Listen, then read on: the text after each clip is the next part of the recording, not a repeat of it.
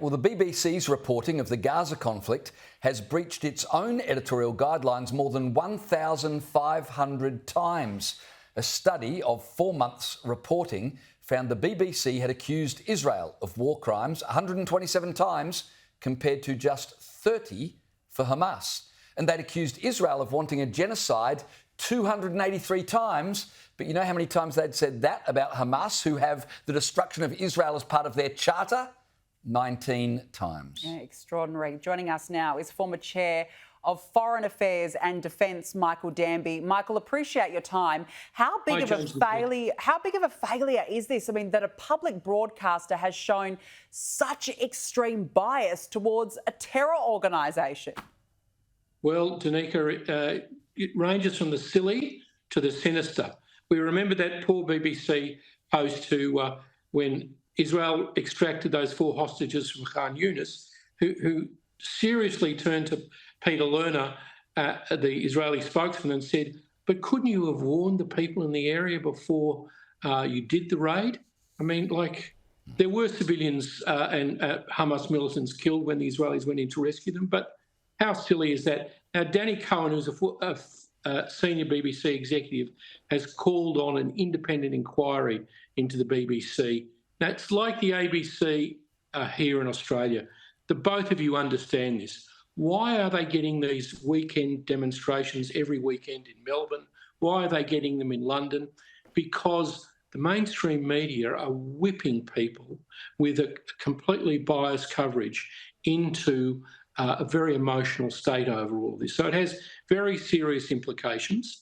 And we've seen it here in Australia. It's going to be replayed over the next few days here in Melbourne, where 1,200 police, including people from outside Victoria, are being mustered to prevent the pro-Gaza protesters disrupting a defence exhibition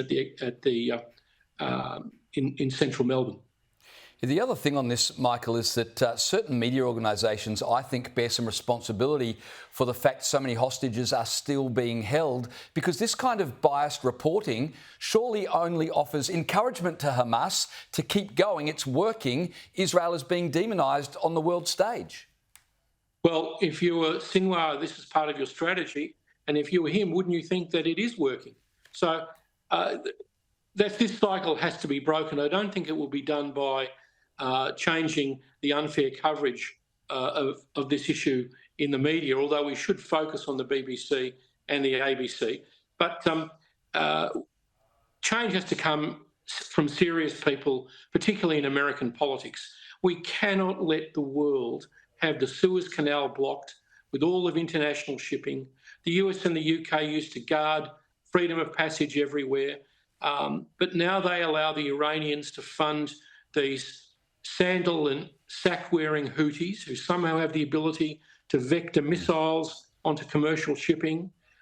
We allow the Iranians to fund Hamas and Hezbollah with their 100,000 plus rockets in Lebanon. So if there's the new administrations, whoever they are, take things seriously, we have got to do what President Biden didn't do and switch off the oil revenues from Iran that's paying for all of this. We don't need to go to war, James or Danica. We just need to say, no more money from China to Iran for oil sales. We need to stop this.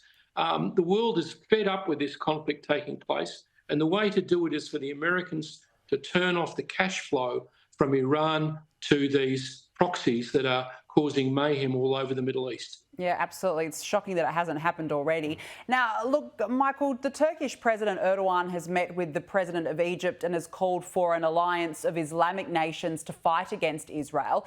Now, he is accusing Israel of wanting to invade surrounding nations.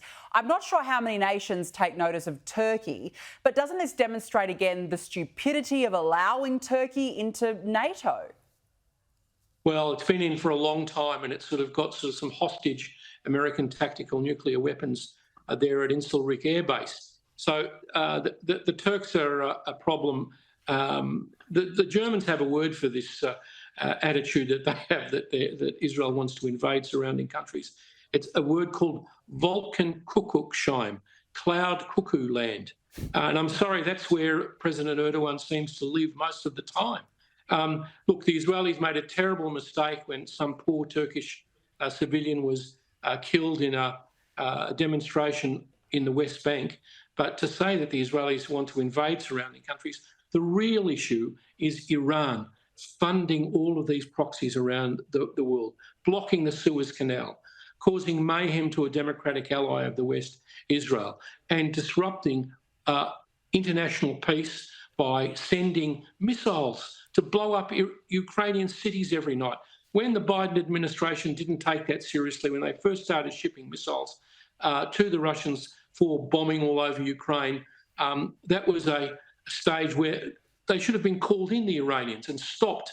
If there's a new administration in America, whatever its political complexion, I hope they take this seriously. It's got to end, but it won't end by focusing on the bias of the BBC or the ABC. They're always going to be like that.